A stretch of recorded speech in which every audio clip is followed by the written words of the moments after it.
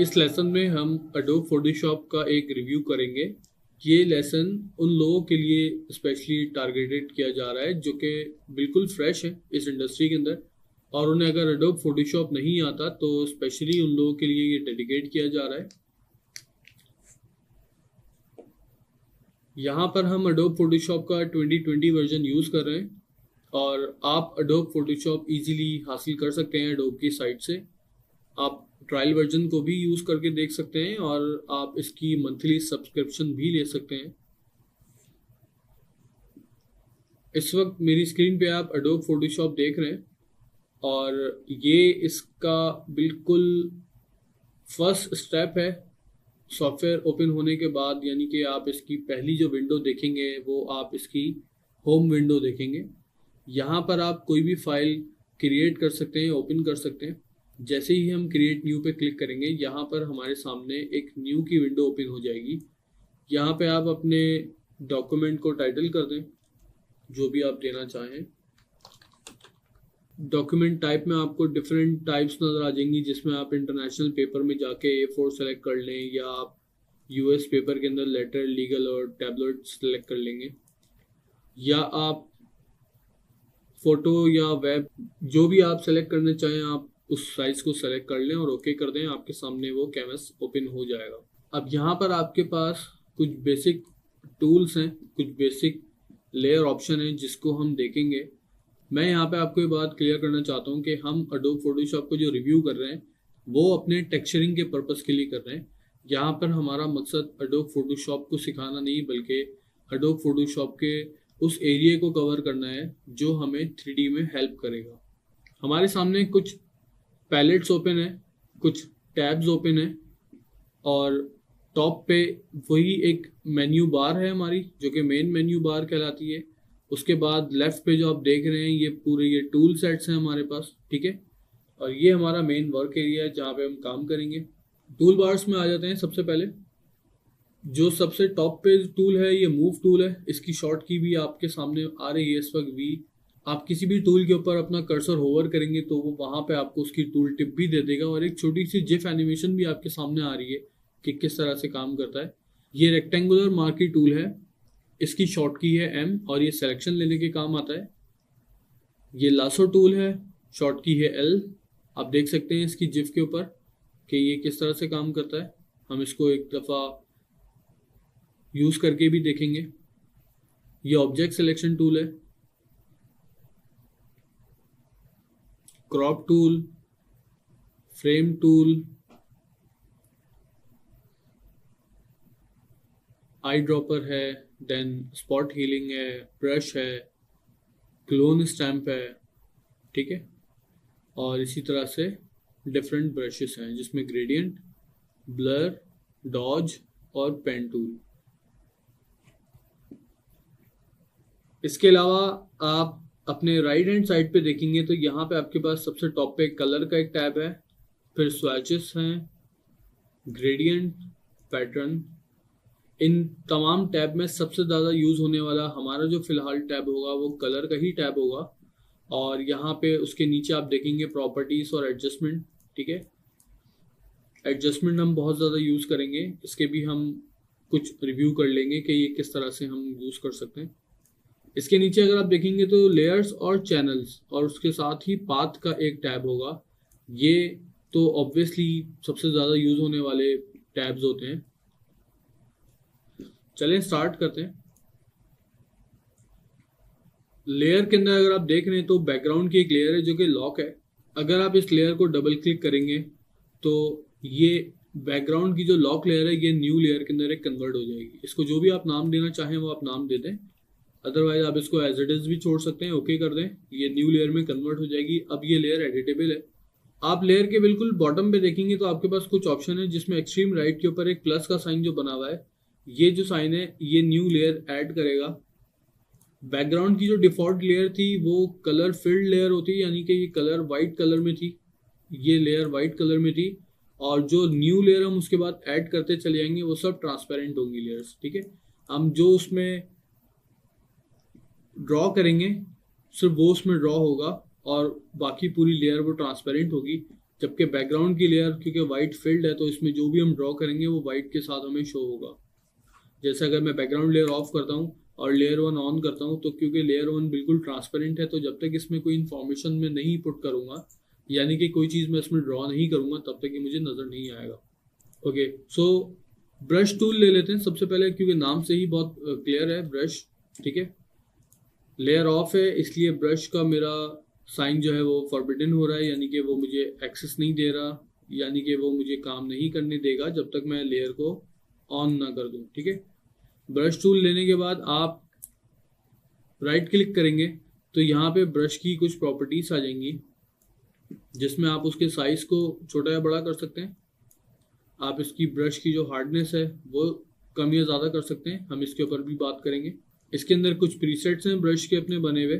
ठीक है, इन प्रीसेट्स को देख लेते हैं। जनरल को क्लिक करेंगे तो इसमें कुछ प्रीसेट्स आ रहे हैं, सॉफ्ट राउंड, हार्ड राउंड।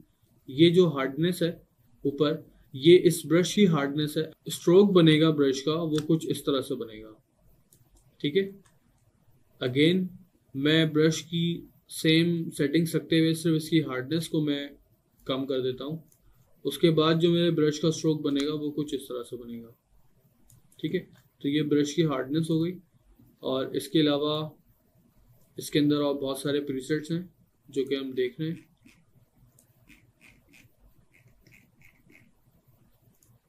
इसके अलावा ये जो राइट टॉप कॉर्नर पे बटन है, इसके अंदर से आप जाके न्यू प्रीसेट अपने बना भी सकते हैं, रीनेम ब्रश कर सकते हैं, डिलीट कर सकते हैं और ब्रशेस को इंपोर्ट भी करवा सकते हैं। हम एक इमेज ओपन कर लेते हैं। अब मेरे सामने एक इमेज है जिसमें बहुत मुख्तलिफ किस्म के मटेरियल्स जो बने हुए हैं, 2D इलस्ट्रेटेड है बेसिकली ये। इस इमेज को देखते हुए हमें अपने ऑप्शंस को समझने में आसानी होगी।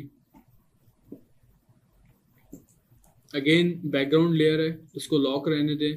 अब अगर मुझे किसी एक मटेरियल को क्रॉप करना है तो आइए देखते हैं कि हम कैसे कर सकते हैं।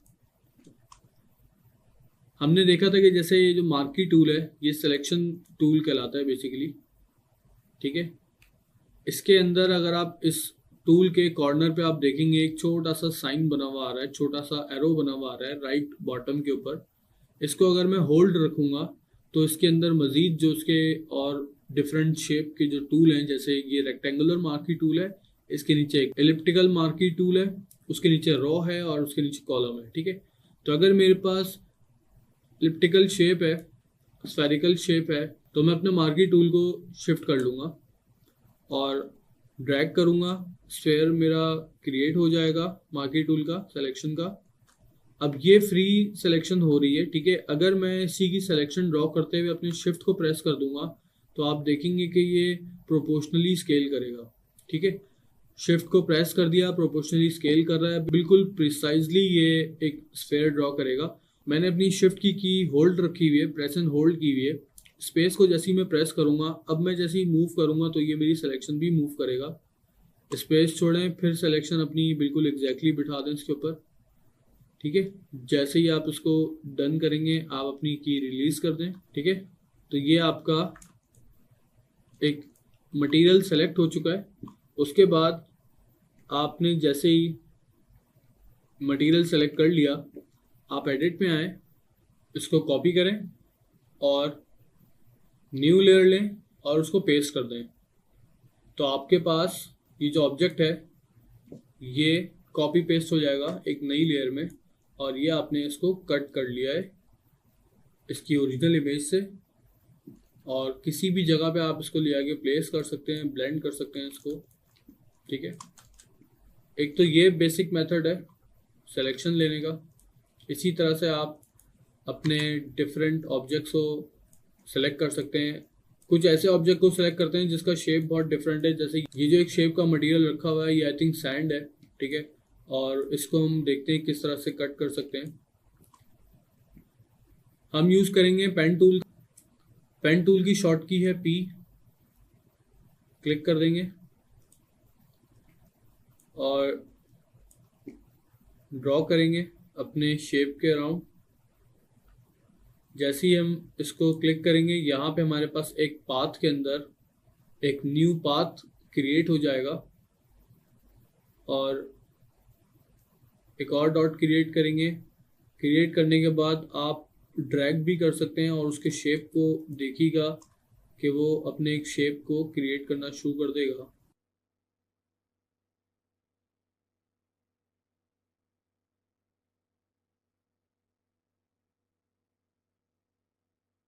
अब जिस जगह पे भी पेन टूल से उसका एंकर पॉइंट क्रिएट करेंगे, देन उसके बाद आप कंट्रोल प्रेस करके उसके एंकर्स को ओपन करके आप उसको चेंज भी कर सकते हैं।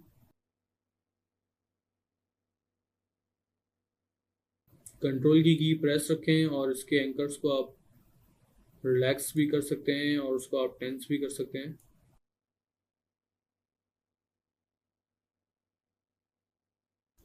कंट्रोल प्रेस करके मैं इसको एडजस्ट कर रहा हूँ उस वक्त।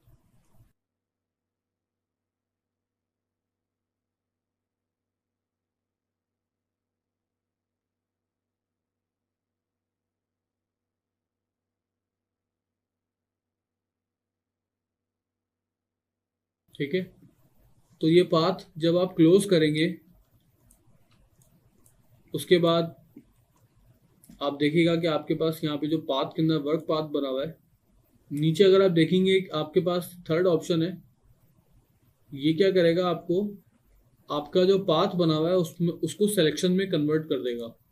ठीक है, अब जब ये सिलेक्शन में कन्वर्ट हो गया तो देन अगेन आप मूव टूल लेंगे। जैसे ही मूव टूल लेंगे आप, तो उसके बाद आप चाहें तो उस ऑब्जेक्ट को वहां से कट करके हटा दें सिंपल, या आप इसको यहाँ से एडिट से कॉपी कर लें और एक और लेयर बना दें, उसके ऊपर आप इसको पेस्ट कर दें।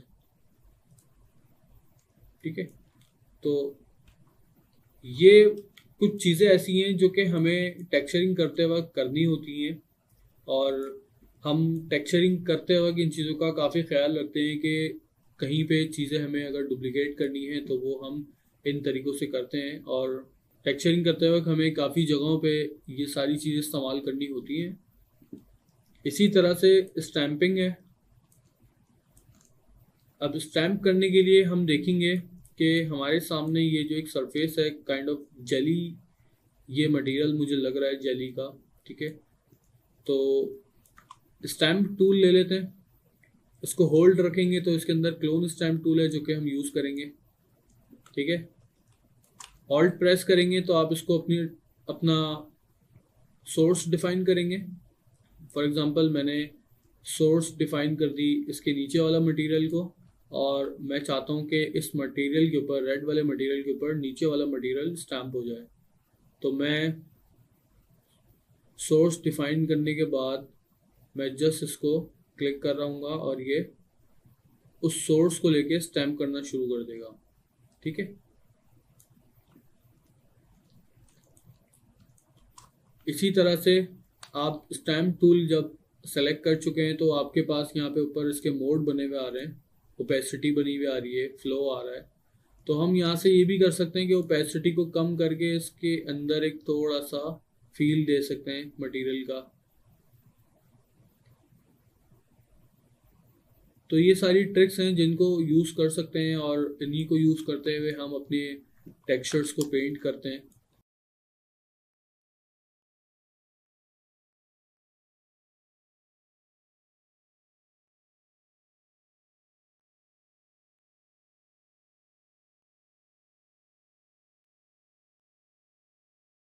ब्रश साइज को छोटा या बड़ा करते हुए इस्तेमाल कर सकते हैं आप इनको।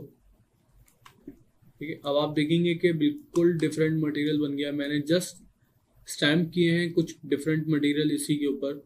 मैंने फर्स्ट टाइम सोर्स सेलेक्ट की अपना इस वाले मटेरियल को, देन सेकंड सोर्स मेरा ये था, देन थर्ड मेरा ये था, फिर थोड़ी सी इसकी स्टैंपिंग की है, फिर थोड़ी बहुत इसकी स्टैंपिंग की है। तो ये देख सकते हैं आप कि स्टैंपिंग हमारी किस तरह से हेल्प करता है। एक एम्प्टी लेयर ले लेते हैं और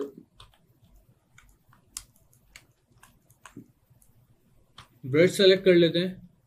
दो कलर के जो आपको ऑप्शन नज़र आ रहे हैं इसको क्लिक करें, टॉप वाले को। यहाँ पे आप अपना एक कलर डिफाइन कर दें। लेट्स से कि मैंने ये कलर लेना है, ओके। और उसके बाद जिस ऑब्जेक्ट को आपने कलर चेंज करना है आप उसको सिंपल एक कलर पेंट कर दें उसके ऊपर, और अब जो लेयर आपने सेलेक्ट की हुई है जिसके ऊपर आपने कलर पेंट ओवर किया हुआ है उसके ब्लेंडिंग मोड को आप जाके चेंज करें, तो आपको काफ़ी डिफरेंट लुक आपको देखने को मिलेंगे। ये जो ब्लेंडिंग मोड्स होते हैं ये काफ़ी यूज़फुल होते हैं, स्पेशली टेक्सचर पेंटिंग के अंदर।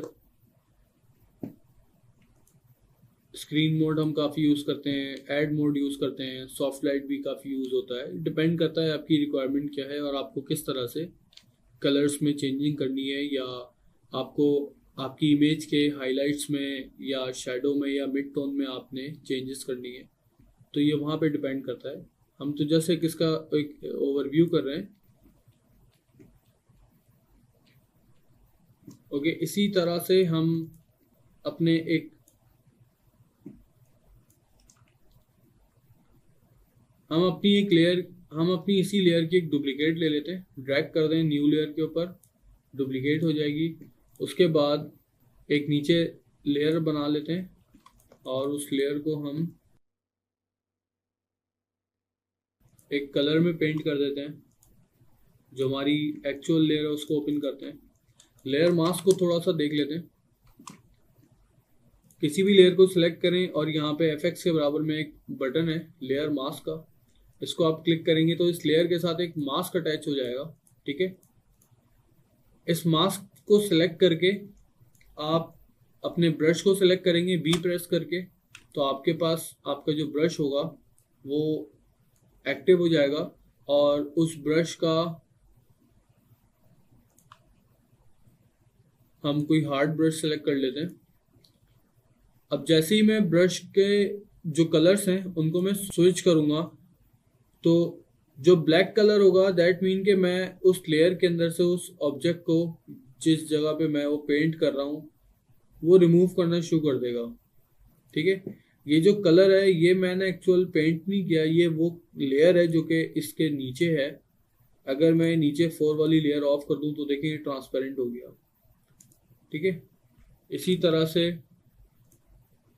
सॉफ्ट ब्रश ले लेते हैं और कोई ऑब्जेक्ट हमें रिमूव करना है तो हम इस तरह से भी कर सकते हैं कि आप ब्रश के थ्रू उसको रिमूव कर दें, या आप पेन टूल के थ्रू एक सिलेक्शन ले लें, या जो हमने पाथ बनाया हुआ था ऑलरेडी उसको हम सेलेक्ट कर लेते हैं। ये एक ऑब्जेक्ट था, हमने पाथ जो ऑलरेडी बनाया हुआ था मैंने उससे सिलेक्शन दोबारा कॉल करवाई, मैं लेयर पे आया और मैंने अपने लेयर मास्क को सिलेक्ट किया और इसके ऊपर मैंने ब्रश से पेंट कर दिया ब्लैक कलर। ठीक है, ब्लैक कलर का मतलब वो ऑब्जेक्ट उसने मास्क कर दिया है और अब ये जो जगह है इस जगह पे कोई पिक्सेल्स नहीं है, यानी कि ये ट्रांसपेरेंट है। ठीक है, इसको देखने के लिए हम कंट्रोल प्रेस करके अपनी लेयर पे क्लिक करेंगे तो वो लेयर को सिलेक्ट कर देगा।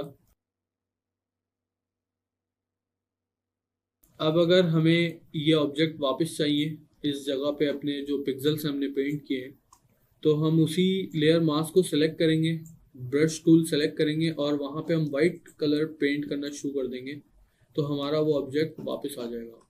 ठीक है, अंडू करते हैं इसको। और दूसरा तरीका ये है कि इन दोनों लेयर के बीच में ये लिंक का जो ऑप्शन है, अगर इसको हमने अनलिंक कर दिया और उसके बाद मैं अपने लेयर मास्क को मूव करना चाहूँ तो मैं अपना लेयर मास्क मूव भी कर सकता हूँ किसी दूसरी जगह पे, और इसी तरह से मैं इसको दोबारा लिंक करवा दूंगा और लेयर मास्क के ऊपर राइट क्लिक करूंगा तो डिसेबल भी कर सकता हूँ लेयर मास्क। मैंने लेयर मास्क डिसेबल कर दिया तो इसके ऊपर जो जो मास्क हुए हुए थे वो सब डिसेबल हो गए हैं। राइट क्लिक करें अगेन लेयर मास्क के ऊपर, आप डिलीट भी कर सकते हैं। अप्लाई कर दूंगा तो ये जो लेयर मास्क होगा ये मेरी एक्चुअल ऑब्जेक्ट के ऊपर अप्लाई हो जाएगा, यानी कि फिर मैं उस जगह को पेंट करके वापस नहीं ला सकूँगा। ठीक है, उसके बाद नीचे कुछ मास्किंग के ऑप्शन हैं।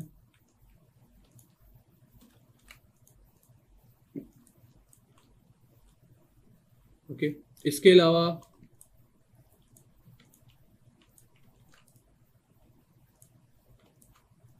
एडजस्टमेंट लेयर्स देख लेते हैं थोड़ी सी, जो हमने एडजस्टमेंट का एक टैब छोड़ा था। सबसे पहला अगर मैं एडजस्टमेंट देखूं तो मेरे पास है यहाँ पे ब्राइटनेस एंड कंट्रास्ट। अगर मैं इसको क्लिक करता हूँ तो मेरी इस लेयर के ऊपर एक एडजस्टमेंट लेयर ऐड हो जाएगी। एडजस्टमेंट लेयर क्या होती है कि एडजस्टमेंट लेयर के नीचे जितनी भी लेयर्स आएंगी वो उन सबको इफेक्ट करेगी। उसके ऊपर जितनी भी लेयर्स होंगी वो इफेक्टलेस होंगी, ठीक है।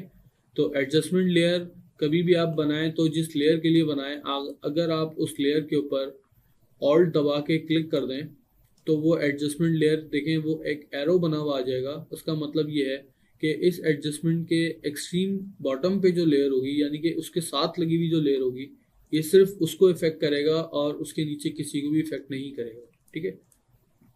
तो समझने के लिए मैंने इसको थोड़ा सा मूव कर दिया है, क्योंकि इसके नीचे जो मेरे पास लेयर है वो एक सॉलिड कलर की लेयर है। हम देखना चाहते हैं कि हमारा जो एडजस्टमेंट है वो किस तरह से काम कर रहा है। अगर मैं अपने एडजस्टमेंट की ब्राइटनेस और कंट्रास्ट दोनों ख़राब कर दूं, ठीक है, तो देखेंगे कि ये सिर्फ इसी लेयर पे एक्टिव है जिस लेयर पे हमने इसको ड्रॉप डाउन किया हुआ है, यानी कि हमने उसको बोला हुआ है कि सिर्फ इस लेयर पे हमने काम करना है। अगर मैं दोबारा ऑल्ट दबा के उस लेयर के ऊपर क्लिक कर दूंगा तो ये एडजस्टमेंट जो है ये नीचे तमाम लेयर को इफेक्ट करना शुरू कर देगा, जैसा आप देख सकते हैं। अब ये तमाम लेयर्स को इफेक्ट कर रहा है, ठीक है।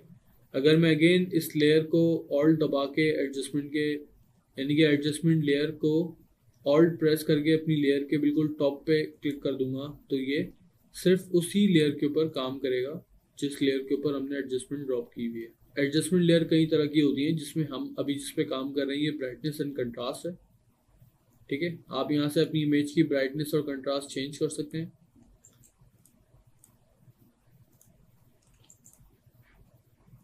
डिलीट कर देते हैं।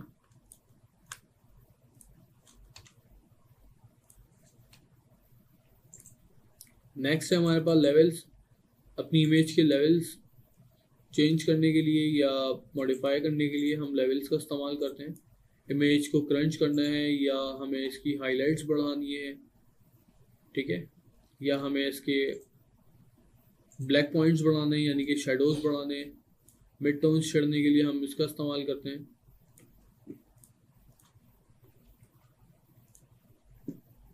और curves, most important thing, curves के थ्रू भी हम वही काम कर सकते हैं जो कि हम लेवल्स के थ्रू कर सकते हैं, ठीक है। कर्व से भी हम अपनी हाइलाइट्स, मिड टोन और शेडोज को चेंज कर सकते हैं, मॉडिफाई कर सकते हैं। देन इसी तरह से बहुत सारी एडजस्टमेंट्स ऐसी हैं जो हम यूज़ करते हैं अपने टेक्सचर्स को क्रिएट करने के लिए, जिसमें ह्यू सैचुरेशन बहुत इंपॉर्टेंट है, ठीक है, कर्व्स इंपॉर्टेंट हैं और एक्सपोजर इंपॉर्टेंट है। ह्यू सैचुरेशन में अगेन के हम अपने ह्यू को अलग कंट्रोल कर सकते हैं, पूरी इमेज के ह्यू को कंट्रोल करें, या आप ह्यू सैचुरेशन के अंदर अपनी जो लेयर मास्क यहाँ पे आपको बताया हुआ है, हम इस लेयर मास्क के ऊपर बता सकते हैं कि भाई हम इस ह्यू सैचुरेशन में इस जगह को कंट्रोल या छेड़ना नहीं चाह रहे, तो आप वहाँ पे मास्क पेंट कर दें, ठीक है। आप इसी तरीके से जो जो एरियाज आप चाह रहे हैं कि ये इफेक्ट ना हो, आप वहाँ पे मास्क पेंट कर दें। तो जब आप अपने ह्यू सैचुरेशन को शिफ्ट करेंगे तो आप देखेंगे कि हमारे वो दो मटेरियल जिनके ऊपर हमने मास्क पेंट किए थे वो इफेक्ट नहीं हो रहे हैं यहाँ पे, ठीक है। इसी तरह से आप सैचुरेशन चेंज कर सकते हैं। ये दो मटेरियल्स थे मेरे जिनको मैंने मास्क किया हुआ था, इन पे कोई इफेक्ट नहीं हो रहा। और इसी तरह से हम लाइटनेस को भी चेंज कर सकते हैं पूरी इमेज की, लेकिन ये रिकमेंड नहीं है लाइटनेस को छेड़ना। तो हम लाइटनेस को मोर और लेस जब तक हमें बहुत ज़्यादा नीड नहीं होती हम उस वक्त तक लाइटनेस को नहीं चेंज करते, ठीक है। इसके बाद चैनल्स को देख लेते हैं थोड़ा सा। चैनल्स हमारे पास 3 होते हैं, ठीक है। अनटिल अनलेस आप प्रिंटिंग के ऊपर काम ना करें तब वो 4 पे डेफिनेटली जाना पड़ता है। अदरवाइज हम RGB स्पेस में तो रेड, ग्रीन और ब्लू 3 चैनल्स होते हैं। और अगर आप 3D में काम करें तो आपका बहुत ज़्यादा वास्ता पड़ने वाला है अल्फा चैनल से। अल्फा चैनल क्या होता है इसको देख लेते हैं। अगर मेरे पास इमेज के अंदर कोई ऐसा एरिया बाकी है जहाँ पे कोई पिक्सल की इंफॉर्मेशन नहीं है, फोटोशॉप में अगर आपको कहीं पे इस तरह का चेकर नज़र आ रहा है, इसका मतलब यहाँ पे आपके पास कोई पिक्सल जनरेटेड नहीं है। ठीक है, अगर मैं ब्रश टूल लेता हूँ और ब्रश टूल लेने के बाद मैं यहाँ पे एक स्ट्रोक लगा देता हूँ, और उसके बाद अगर आप देखेंगे मेरे पास इस एरिया में तो प्रॉपर इंफॉर्मेशन मौजूद है, लेकिन यहाँ पर इस एरिया में मेरे पास सिर्फ ब्रश का एक स्ट्रोक मौजूद है, और उस ब्रश के स्ट्रोक के भी अगर आप एजेस देखेंगे तो वो सॉफ्ट है, यानी कि वो भी ओपेसिटी में है। ठीक है, तो इसके लिए ये बेसिकली चैनल काम करता है सारा। ठीक है, आप चैनल को इंडिविजुअल भी देख सकते हैं, रेड ग्रीन ब्लू, यानी कि जो ये जो कलर है मेरा, इसमें ज़्यादातर रेड शामिल है इसलिए ज़्यादा वाइट हुआ हुआ है। ठीक है, ग्रीन, जहाँ पे इस ग्रीन में जो मेरा सबसे ज़्यादा वाइट एरिया है वहाँ पे ज़्यादा ग्रीन है, और जो ब्लैक एरियाज हैं यानी कि वहाँ पे कम ग्रीन्स हैं। ब्लू, अगेन जो वाइट पॉइंट है मेरा वो ज़्यादा ब्लू पर है, और जो मेरा ब्लैक पॉइंट है यहाँ पे कम ब्लूज हैं। ठीक है, तो इस तरह RGB डिवाइड होते हैं। और अगर हमें अल्फ़ा चैनल इस इमेज से बनाना है तो मैं इस पूरी इमेज को मर्ज कर दूंगा। ठीक है, और इसको कॉपी करूँगा, Ctrl+A Ctrl+C, चैनल में आके न्यू अल्फा लेयर और पेस्ट कर दूंगा। ठीक है, अब अल्फा के अंदर जो एरिया मेरा ब्लैक आ रहा है, ठीक है, दैट मीन के वहाँ पे मेरे पास कोई इंफॉर्मेशन नहीं है। ठीक है, तो ये अल्फा चैनल है हमारे पास जो हमने अभी क्रिएट किया, और अगर आप 3D यूज़र हैं तो आपका इससे काफ़ी वास्ता पड़ने वाला है। एक न्यू लेयर लेके उस पर थोड़े से ब्रश स्ट्रोक्स ले लेते हैं।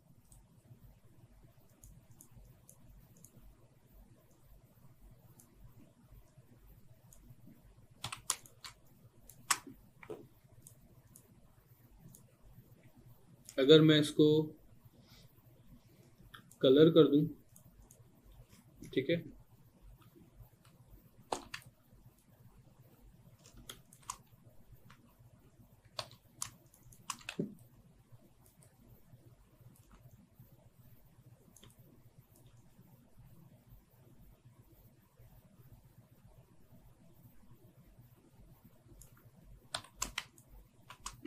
ओपेसिटी अगेन उस ऑब्जेक्ट उस लेयर की ओपेसिटी है, कितने % आपने उसको देखना है।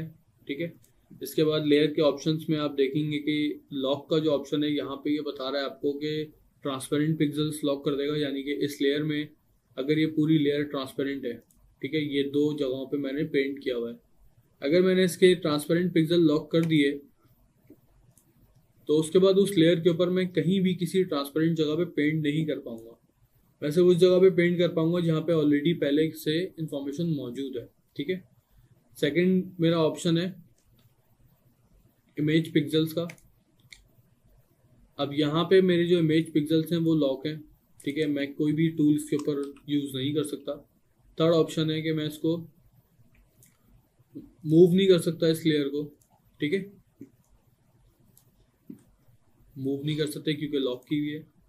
और फोर्थ ऑप्शन है मेरे पास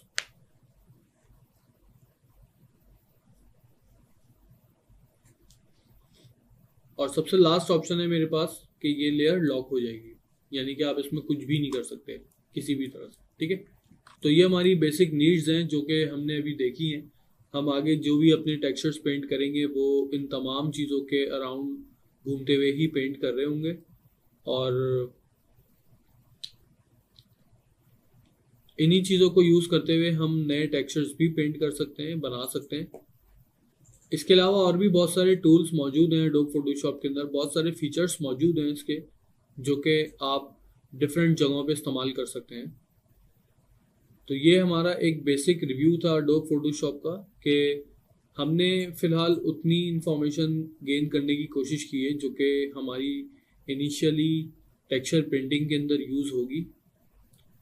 तो चलते हैं अपने नेक्स्ट लेसन की तरफ जिसमें हम अपना पहला टेक्सचर पेंट करने जा रहे हैं, और उसमें हम देखेंगे कि किस तरह से हम अपने टेक्सचर को यूवीज के ऊपर पेंट कर सकते हैं।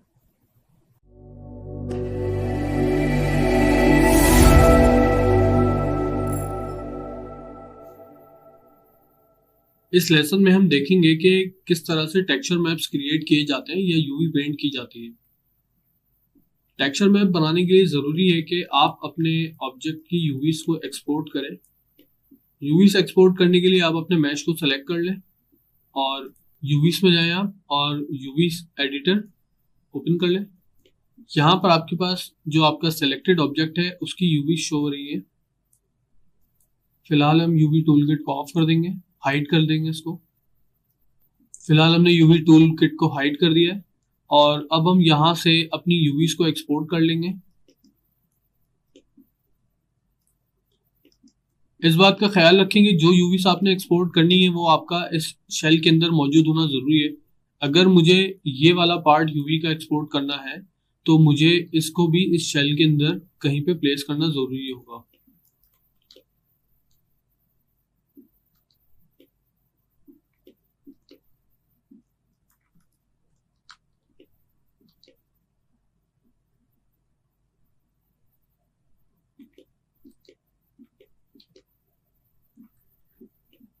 हम तमाम यूवीज को सेलेक्ट कर लेते हैं और उसके बाद इमेज में जाते हैं, यूवी स्नैपशॉट। अब आपके सामने एक विंडो ओपन हो चुकी है यूवी स्नैपशॉट की। यहाँ पे आप इसको अपनी फाइल का नाम बता देंगे। इमेज फॉर्मेट आप बता दें। इमेज फॉर्मेट हम पीएनजी रख लेते हैं। इमेज की हाइट और विड्थ यानी कि इसकी डायमेंशंस आप बता दें। 2K इस वक्त सिलेक्टेड है, ठीक है। और हम यहाँ से इसको नाम बता देते हैं।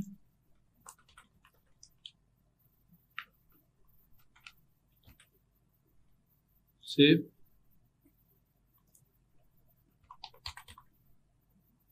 Apply and close.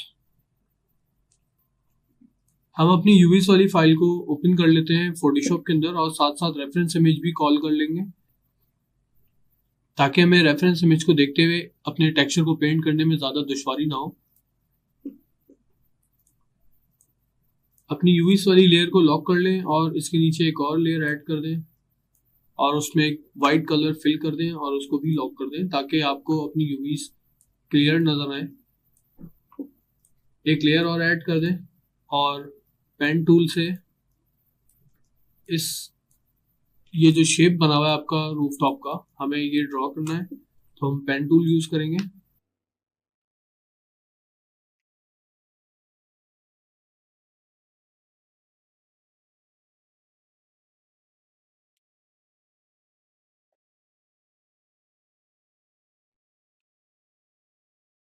ठीक है, और उसके बाद हम इसको सिलेक्शन पे लोड कर लेंगे कंट्रोल एंटर दबा के। देन हम फिर एडिट में जाएंगे और इसको स्ट्रोक से फिल कर लेंगे।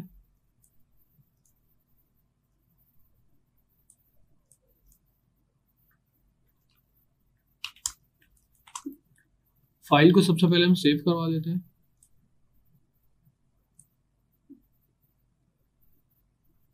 पीएचडी हम इसकी सेव कर लेते हैं।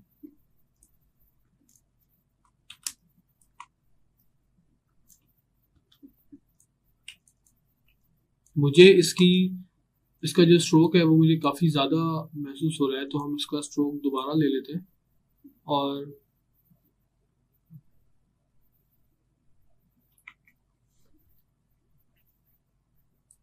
फाइव के स्ट्रोक पे हम इसको रख लेते हैं और इसका ये जो टॉप वाला पार्ट है ये हम डिलीट कर देते हैं।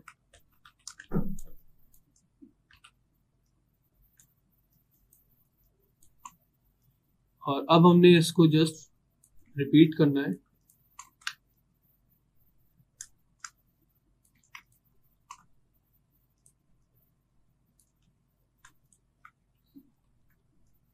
इसको रिपीट कर लें, कंप्लीट इसको फिल कर लें बेसिकली।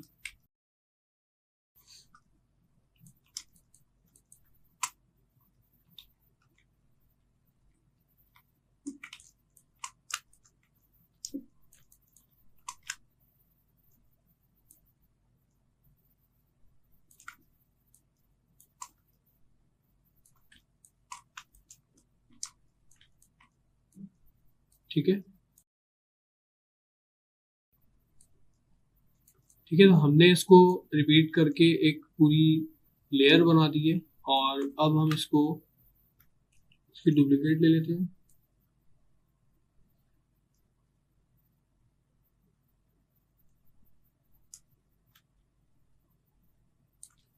और जो बीच वाला है इसको सिलेक्ट करके थोड़ा सा सेंटर में कर देते हैं। ठीक है, अब हमने करना ये है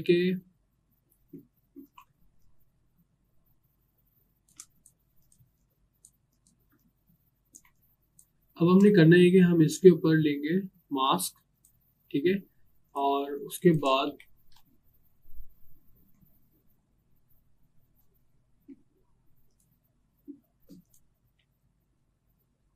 हमने मास्क ले लिया, और मास्क लेने के बाद हमने करना ये है कि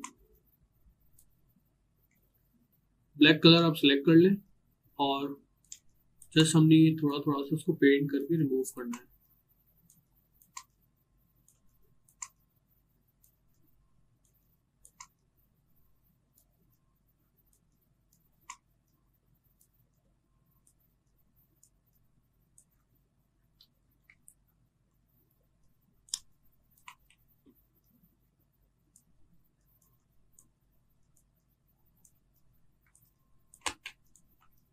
इसी तरह जो दूसरी लेयर है नीचे वाली, उसके ऊपर भी एक दफ़ा मास्क ले लें और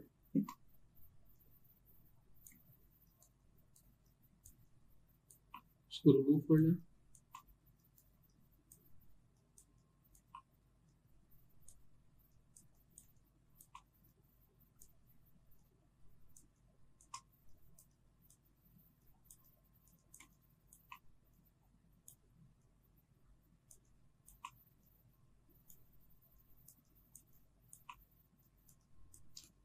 ठीक है, अब हम क्या करेंगे कि जो लेयर्स हमने डुप्लीकेट लिए हैं और जिनके ऊपर हमने मास्क ऐड किया है, हम उन लेयर्स को सिलेक्ट करके डुप्लीकेट ले देंगे नीचे।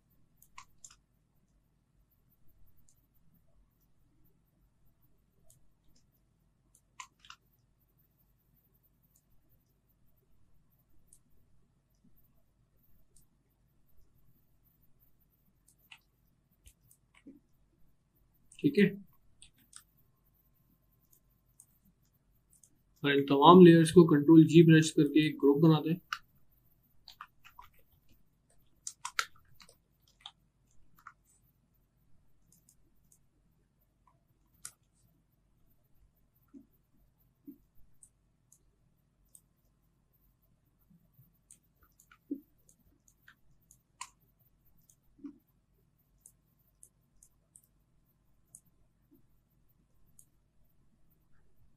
और ब्लेंडिंग ऑप्शन से हम इसका ओवरऑल एक कलर एडजस्ट कर सकते हैं, हमें जो भी कलर इसका रिक्वायर्ड है।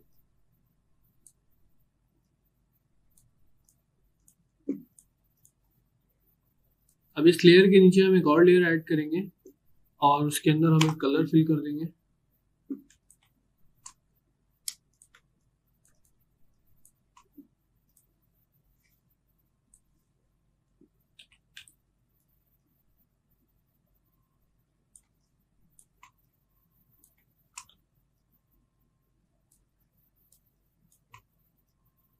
ये मैंने ग्रुप के ऊपर भी एक मास्क लगाया है, और उसको मैंने यहाँ से उसका जो पेंट ओवर था वो मैंने रिमूव किया है, ताकि मेरी दूसरी यूवीज खराब ना हो। ठीक है, हम कोशिश ये करेंगे कि जो हमारा कलर है वो हमारे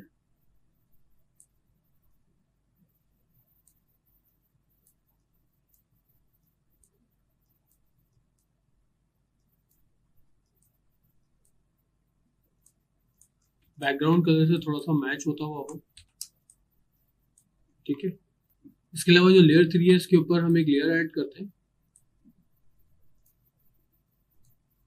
और यहाँ पे हम ब्रश सेलेक्ट कर लेंगे, थोड़ा सा सॉफ्ट कर लेंगे ब्रश को, और ब्रश के अंदर हम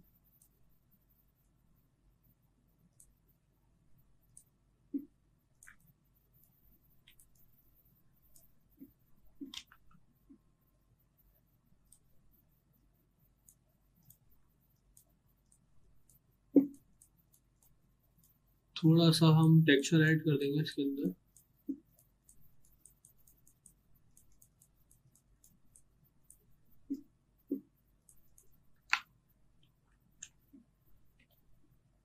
ओपेसिटी थोड़ी सी डाउन कर दें, ब्रश की फ्लो थोड़ा कम कर दें ताकि और डिफरेंट डिफरेंट स्ट्रोक्स ले लें।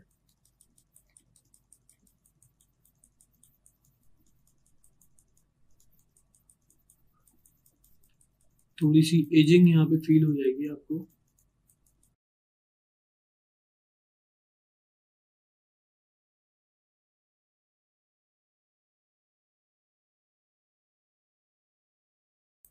बेसिकली थोड़ी रैंडमनेस हम यहाँ पे ऐड कर रहे हैं टेक्सचर्स में, ठीक है।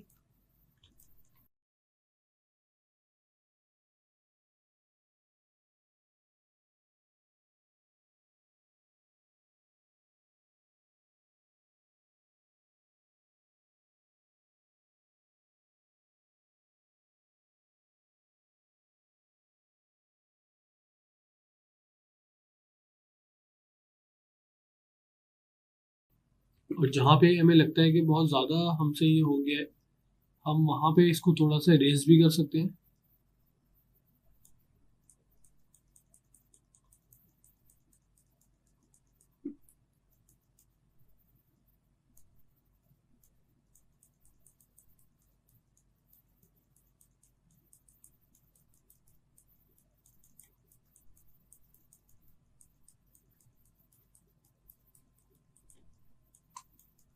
ठीक है, काफ़ी हद तक ये बैलेंस है।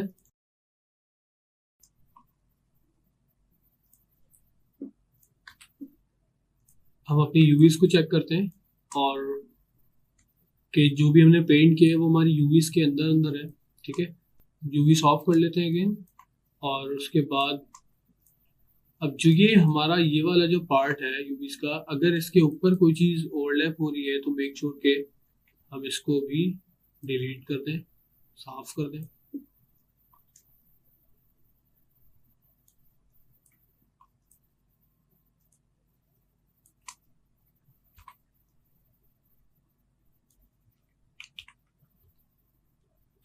ठीक है, अब हम अपनी यूवीज की पीएनजी ऑफ करके इस फाइल को सेव एज करवा देंगे।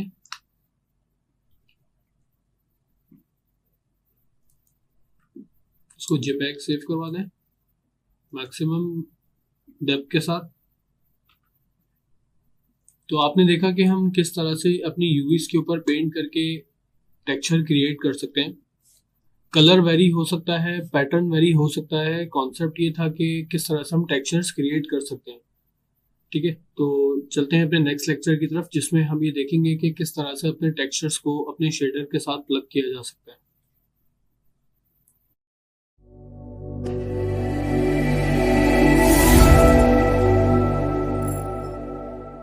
इस लेसन में हम देखेंगे कि किस तरह से हम अपने टेक्सचर्स को कनेक्ट कर सकते हैं अपने शेडर के साथ। तो चलें अपने हाइपर शेड को ओपन करते हैं और जो हमने टेक्सचर अपना पेंट किया था वो जिस जगह में प्लग करना है पहले हम उसको ग्राफ कर लेते हैं हाइपर शेड में। ठीक है, हमारे सामने ब्लेंड 1 के नाम से एक शेडर है जो कि इस वक्त रूफ टॉप पे लगा हुआ है। देन उसके बाद आप माया पे 2D टेक्सचर्स में जब आते हैं तो यहाँ पे आपके पास फाइल की एक नोड है। ठीक है, ये सारी की सारी नोड्स कहलाती हैं माया की। तो फाइल की नोड को हम कॉल करेंगे। जैसे ही आपके सामने एक फाइल की नोड आ जाएगी तो उसके एट्रीब्यूट्स भी आपके सामने ही वाजे हो जाएंगे। अगर नहीं आपके पास इसके एट्रीब्यूट्स ओपन हो रहे तो आप एट्रीब्यूट एडिटर के अंदर जाके इसके एट्रीब्यूट्स कॉल कर सकते हैं। ठीक है, तो यहाँ पे आप देखेंगे आपके पास इमेज नेम है और हम इसको यहाँ पे लोकेट करा देंगे टेक्सचर को।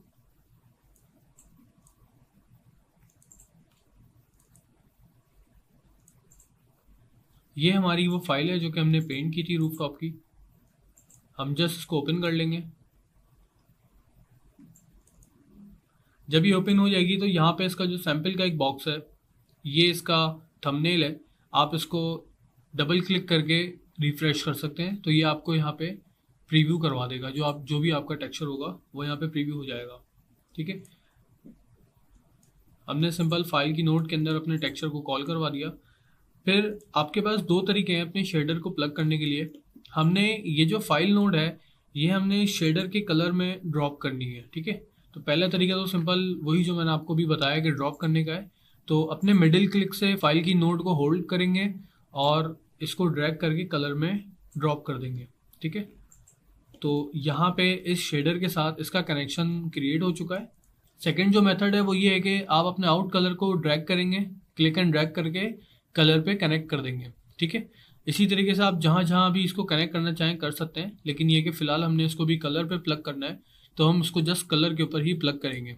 जैसे ही हम इसको कलर पे प्लग करेंगे तो आपका जो शेडर है उसके कलर में या उसका जो पैरामीटर है, जो उसका स्लाइडर है कलर का, वो डिसेबल हो जाएगा और यहाँ पे एक आइकन बना हुआ आ जाएगा एक छोटा सा। यहाँ पे इसका मतलब ये है कि इसके अंदर एक नोड कनेक्ट है। अगर मैं अपने शेडर को सेलेक्ट करता हूँ और उसके बाद मैं अपने कलर के आगे जो पहले चेकर बॉक्स आ रहा था, अब क्योंकि मैंने फाइल नोड कनेक्ट कर दी है तो यहाँ पे उसका आइकन बना हुआ आ गया है कि यानी कि इसमें कोई नोड कनेक्टेड है। मैं इसको क्लिक करता हूँ तो ये मेरी फाइल नोड के ही एट्रीब्यूट्स आपको डिस्प्ले करेगा क्योंकि ये इसमें कनेक्टेड है, ठीक है। तो जैसे ही मैंने इसको अपने शेडर को कनेक्ट किया, वैसे ही आप देखेंगे कि आपका जो व्यू पोर्ट है जहाँ पे पहले कलर शो हो रहा था, अब वहाँ पे कलर शो नहीं हो रहा और वो ग्रे स्केल पे कन्वर्ट हो गया है। तो यहाँ पे हमें अपने टेक्सचर को प्रीव्यू करने के लिए टेक्सचर मोड में जाना होगा, जो कि शेडिंग पे जाके हार्डवेयर टेक्सचरिंग पे जब आप क्लिक करेंगे तो जो टेक्सचर आपके पास उस शेडर में लगा हुआ होगा वो टेक्सचर यहाँ पे आपको व्यू पोर्ट पे डिस्प्ले कर देगा, ठीक है। तो ये टेक्सचर हमने पेंट किया था, तो यही टेक्सचर हमें यहाँ पे डिस्प्ले हो गया है और हम इसके कलर को और जो भी चीज़ें हम इसकी चेंज करना चाहें वो हम फोटोशॉप से चेंज करके अगेन यहाँ पे रीलोड कर लेंगे। तो जो आपको कलर का डिफरेंस नज़र आ रहा है वो आप मैच भी कर सकते हैं। फ़िलहाल मैंने यही कलर रखा है, तो यहाँ पे हम इसको इस तरह से व्यू कर लेते हैं, ठीक है। इसी तरीके से बाकी टेक्सचर्स भी जो हमने क्रिएट किए हैं वो हम यहाँ पे प्लग कर लेंगे। जैसे ग्राउंड का एक टेक्सचर है, मैं इसको ग्राफ कर लेता हूँ, फाइल नोड कनेक्ट कर ली, ठीक है, कनेक्ट हो गई फाइल नोड। अब फाइल के अंदर जाके इवन आप अपने पेंटेड टेक्सचर्स के अलावा भी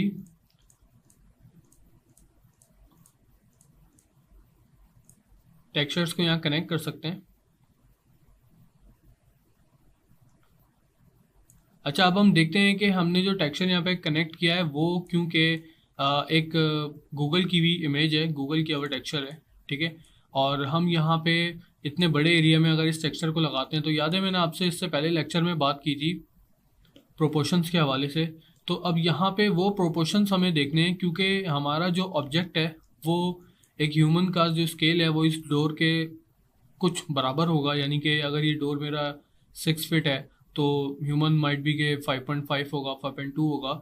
तो उसका आपने प्रोपोर्शन आइडिया करना है कि ये टेक्सचर कितना बड़ा होना चाहिए या कितना छोटा होना चाहिए। तो उसके लिए हम ये करेंगे कि हम यूवी टेक्सचर एडिटर पे जाएंगे। इसके भी दो तरीके हैं। पहला तरीका जो मैं आपको करके दिखा रहा हूँ, यूवी टेक्सचर एडिटर पे जाते हैं और हम यहाँ से यूवीज को स्केल कर देते हैं, ठीक है।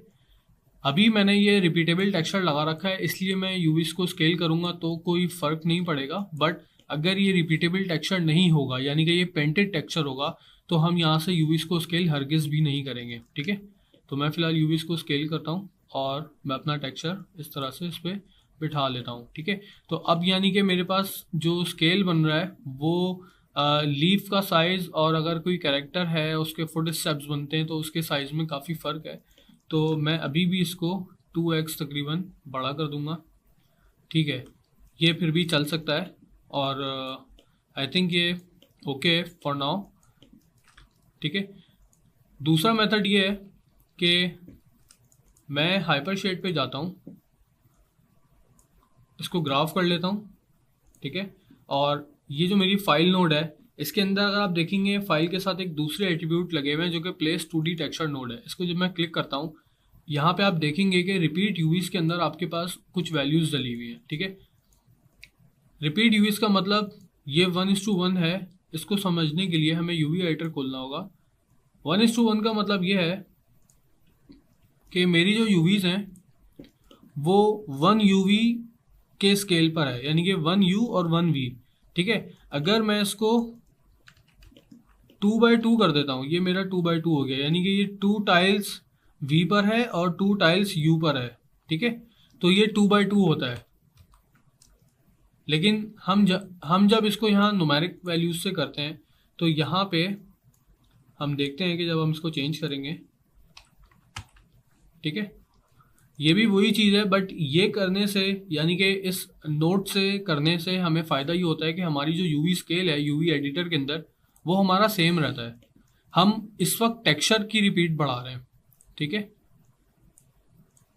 और यही ऑथेंटिक वे है एक चीज़ को रिपीट करने का। यूवीस ना छेड़ी जाए तो ज़्यादा बेहतर है।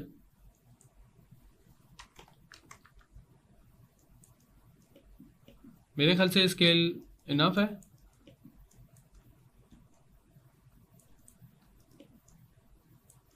इसी तरह से हम अपने बाकी ऑब्जेक्ट्स को भी कनेक्ट कर लेते हैं टेक्सचर्स से।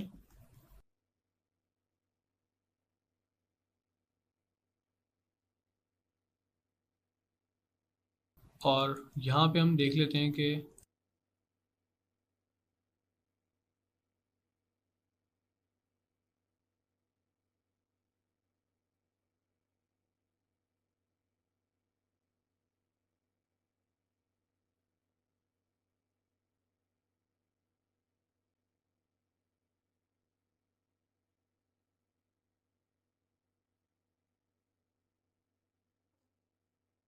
अब आप देखें कि मैंने जो टेक्सचर इसमें अभी इस वक्त प्लग किया है, ये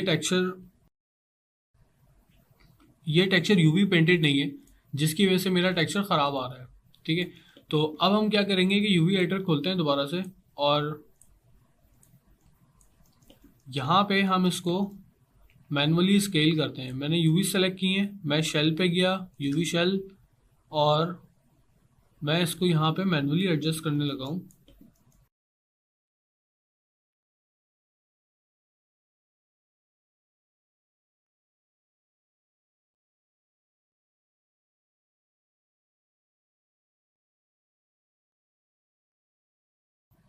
इसी तरह से आप बाकी जितनी भी हमारी यूवीस हैं या जितने भी प्लैंक्स हैं, इनको आप एडजस्ट कर लें मैनुअली।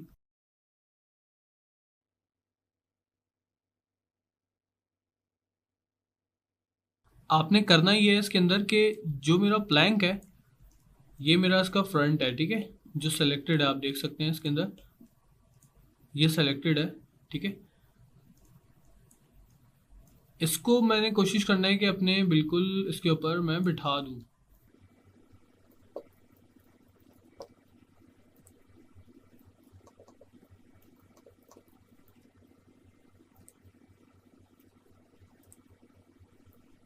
और इसी तरह से ये वाला जो मेरा प्लैंक है जो कि हॉरिजॉन्टल प्लेस हुआ हुआ है, हम इसको यूवीज़ को रोटेट कर लेंगे।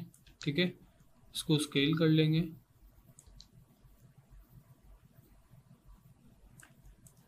और थोड़ा सा कैमरा क्लोज करके देख लेंगे कि हमारा टेक्सचर कहीं ख़राब तो नहीं हो रहा। ठीक है, इसी तरह से ये भी जो मेल बॉक्स के नीचे वाला जो प्लैंक है, हम इसको भी एडजस्ट करके रख देंगे। उसका फ्रंट फेस देख लें कौन सा है। ठीक है, और इस तरह से हम इसको प्लेस कर लेते हैं।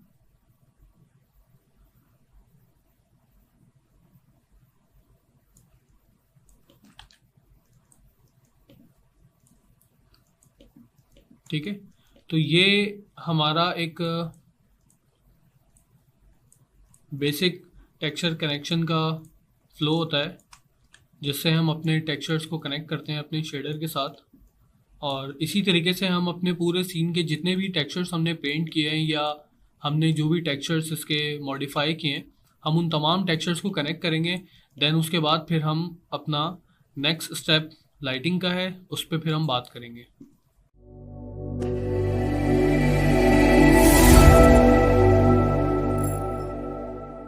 जब लाइट किसी ऑब्जेक्ट पर टकराती है तो वो टकराने के बाद रिफ्लेक्ट या बाउंस करती है और फिर वो हमारी आंखों में दाखिल हो जाती है।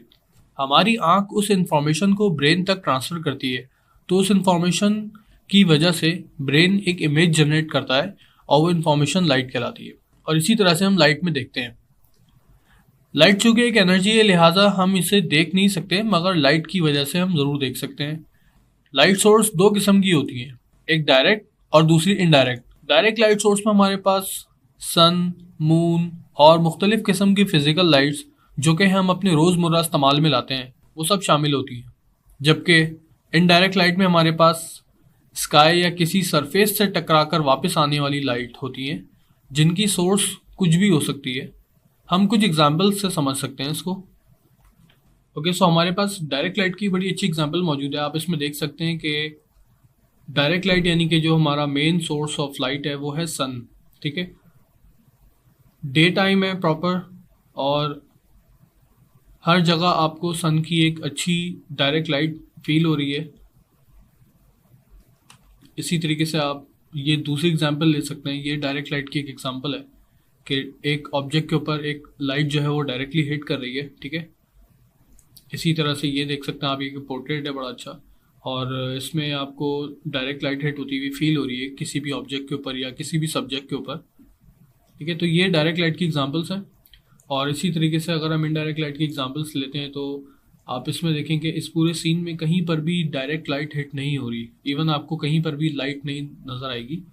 जैसे हमारे पास डायरेक्ट लाइट के अंदर यहाँ पे लाइट नज़र आ रही है हिट होती हुई ऑब्जेक्ट के ऊपर, तो इनडायरेक्ट लाइट के अंदर आपको कहीं पे भी नजर नहीं आएगी। तो ये पूरा का पूरा जो सीन है वो इनडायरेक्ट लेट हुआ हुआ है, यानी कि ये पूरा इनडायरेक्ट बाउंसेस के ऊपर चल रहा है। यानी कि सूरज की रोशनी कहीं पर बाहर हिट हुई और उसने हिट होने के बाद जहाँ जहाँ पर भी उसके बाउंसेस मतलब ट्रैवल करके गए हैं, जो कि इनडायरेक्ट लाइट होती है, उसकी वजह से हमें एक ऐसी जगह पर भी हम देखने के काबिल होते हैं जहाँ पे सूरज की रोशनी डायरेक्ट हिट नहीं कर रही होती है। ठीक है, तो ये इनडायरेक्ट लाइट कहलाती है।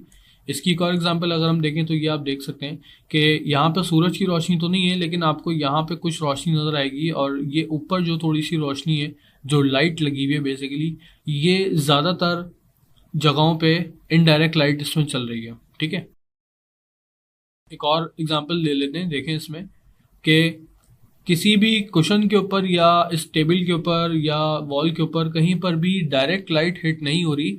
ये पूरा का पूरा सीन आपके बाउंसेस के ऊपर लिट हुआ हुआ है। लिट का मतलब एक अच्छा लाइट हुआ हुआ है सीन। ठीक है, तो ये डायरेक्ट और इनडायरेक्ट लाइट्स होती हैं। आई मीन के डायरेक्ट लाइट का मतलब डायरेक्ट सोर्स ऑफ लाइट और इनडायरेक्ट लाइट। ठीक है, तो हम आगे अपने लेक्चर्स में कवर करेंगे कि हम 3D के अंदर किस तरह से इन लाइट्स को अचीव कर सकते हैं या हम इनको क्रिएट कर सकते हैं। तो हमने देखा इस लेक्चर में कि लाइट किस तरह से काम करती है और लाइट क्या होती है, और हम अपने नेक्स्ट लेक्चर में इन लाइट्स को माया के अंदर जाके एक्सप्लोर करेंगे और देखेंगे कि कितनी टाइप की लाइट्स माया के अंदर मौजूद हैं और किस तरह से उनको ऑपरेट कर सकते हैं।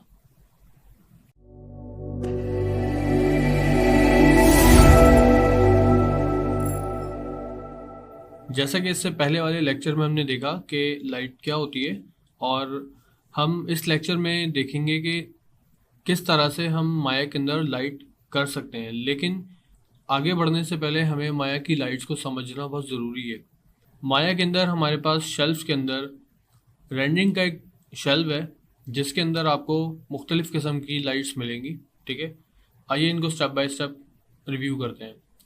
सबसे पहली लाइट जो आपको देखने को मिलेगी वो होगी एम्बियंट लाइट। उसके बाद है directional light, then point light, उसके बाद स्पॉट लाइट है, उसके बाद एरिया लाइट है और वॉल्यूम लाइट। ठीक है, सबसे पहले हम देखते हैं जो हमारी डायरेक्ट सोर्सेस हैं, जिनमें आपका सन, मून और मुख्तलिफ़ किस्म की वो फिज़िकल लाइट्स जो कि हम अपने डेली यूजेज में रखते हैं, जैसे बल्ब हो गया या ट्यूबलाइट हो गई या कोई भी लैम्प हो गया, स्ट्रीट लाइट्स हो गई, ये सब डायरेक्ट लाइट सोर्स में आते हैं। तो सबसे पहले हम सन की एग्जांपल लेते हैं। अगर हमें अपने माया सीन फाइल में सन को बनाना है तो हम डायरेक्शन लाइट का यूज़ करेंगे। ठीक है, मेक श्योर कि आपके पास शो के अंदर लाइट का चेक इनेबल हो ताकि आप अपने व्यू पोर्ट में लाइट्स को देख सकें। लाइट्स को उसी तरीके से हम रोटेट करेंगे जो हमारे रोटेट, मूव और स्केल टूल हैं, और यहाँ पे हम अपने व्यू पोर्ट के अंदर यूज़ ऑल लाइट्स को क्लिक कर देंगे, ठीक है।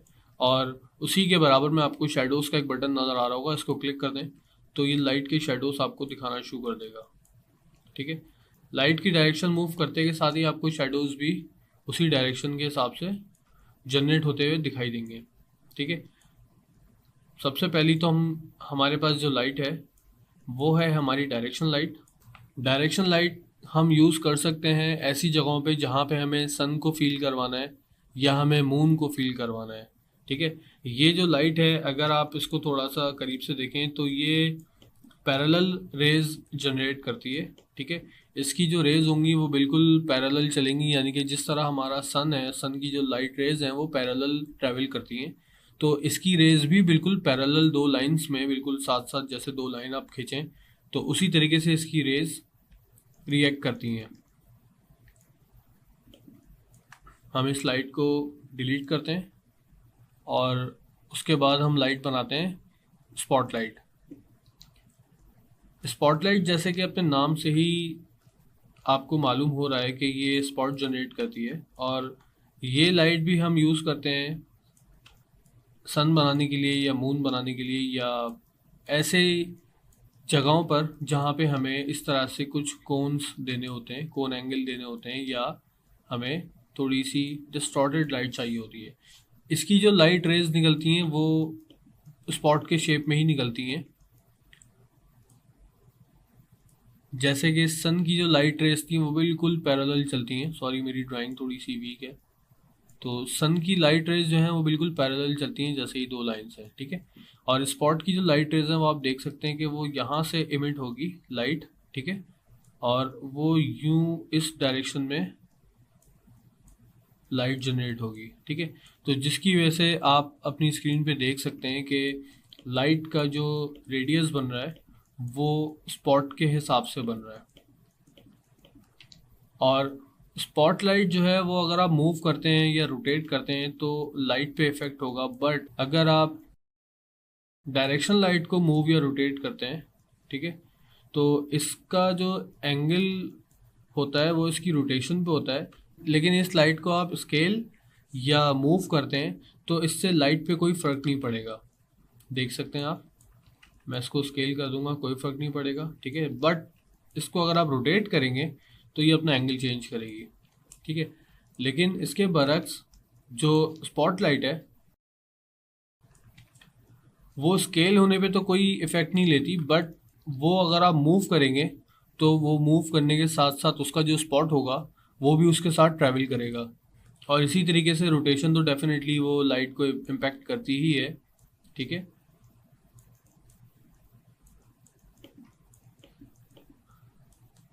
अच्छा, इसके बाद अगर आप बात करते हैं इनडायरेक्ट लाइट की, ये जो दो लाइट्स मैंने आपको बताई हैं जिसमें एक डायरेक्शन और एक स्पॉटलाइट है, ये दो ज़्यादातर हम लोग डायरेक्ट लाइट की सोर्स में यूज़ करते हैं, लेकिन ज़रूरी नहीं है, ठीक है।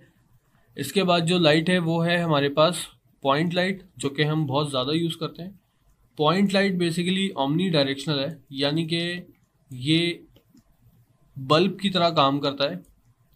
जैसे बल्ब हम कहीं पे भी अगर प्लेस आउट करते हैं तो वो हर डायरेक्शन में इल्यूमिनेट करता है, ठीक है। तो इसी तरीके से ओमनी डायरेक्शनल लाइट जो कहलाती है वो इसी वजह से कहलाती है कि ये हर डायरेक्शन में इमिट करती है लाइट को, ठीक है।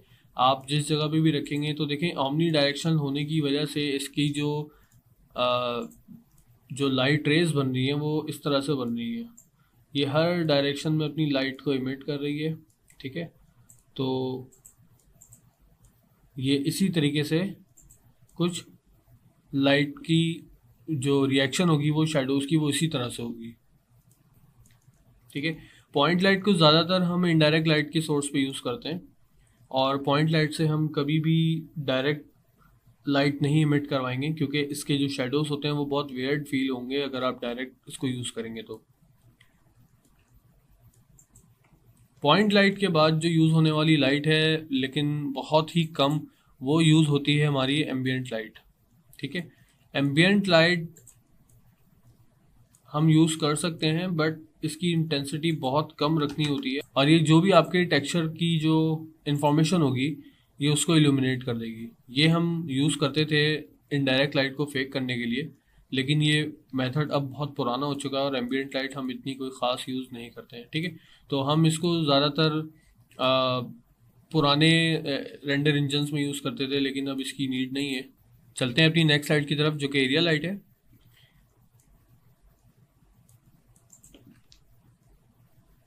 Area light basically soft box कहलाता है, ठीक है। और ये रेंडर कॉस्टली होती है लाइट, बट इसके रिजल्ट सबसे अच्छे होते हैं, क्योंकि इसकी जो लाइट रेज होती हैं या जो इसके शेडोज होते हैं वो काफ़ी सॉफ्ट कास्ट होते हैं। बिकॉज एरिया लाइट को अगर आप थोड़ा सा देखेंगे तो इसके अंदर आपको ये जो 4 कॉर्नर्स हैं, ये 4 कॉर्नर्स पे बेसिकली लाइट एमिशन है यहाँ से, ठीक है। तो इसकी जो रेज निकलेंगी वो हर ऑब्जेक्ट पे वो कुछ इस तरह से पड़ेंगी, और इसकी भी इसी तरह से होगी रेज, ठीक है।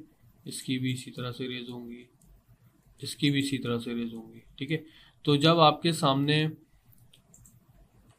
एक साथ इतनी सारी लाइट्स आपके सामने रखी जाएंगी तो जो शेडो जनरेट होगा, वो काफ़ी सॉफ्ट जनरेट होगा, ठीक है। मेरे व्यू पोर्ट में इस वक्त आपको सॉफ्ट शेडो नहीं जनरेट होता हुआ नज़र आ रहा, लेकिन हम इसका प्रैक्टिकल करेंगे और हम देखेंगे कि एरिया लाइट कितना रेंडर कॉस्टली होती है और हम किस तरह से एरिया लाइट से रेंडर्स निकाल सकते हैं।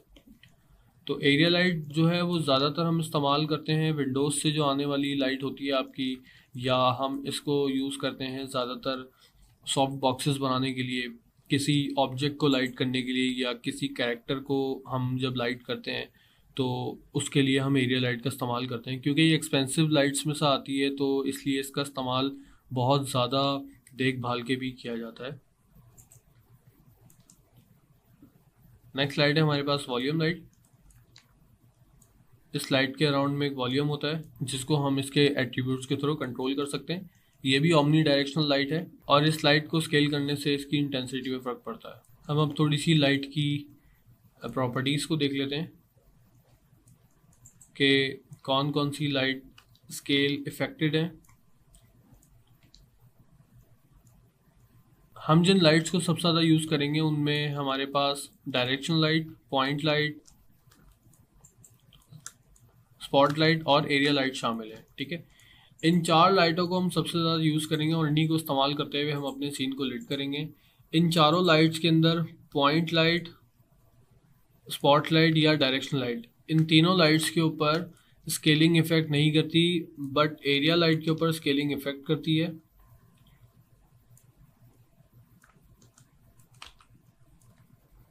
मिसाल के तौर पे अगर मैंने एक एरिया लाइट जनरेट की है और मैं इसका स्केल अगर बड़ा करूँगा तो आप देख सकते हैं कि इसकी जो लाइट इफेक्ट हो रही है वो उसके स्केल के साथ इफेक्ट हो रही है, ठीक है। अगेन हम अभी व्यू पोर्ट पे नॉर्मली देख रहे हैं, इसका एक प्रीव्यू देख रहे हैं, बट जब आप इसको रेंडर पे देखेंगे तो आपको इसका आइडिया हो जाएगा, क्योंकि ये लाइट जितनी ज़्यादा स्केल पर होगी उतनी ही ज़्यादा कॉस्टली आपको पड़ेगी। और हम इसको अवॉइड करते हैं बहुत ज़्यादा स्केल करने से। ज़्यादा स्केल करने से बेहतर है इस लाइट की मल्टीप्लिकेशन की जाए और इसको डिफरेंट डिफरेंट जगहों पे डिफरेंट एंगल के साथ अपने सीन को लिट किया जाए।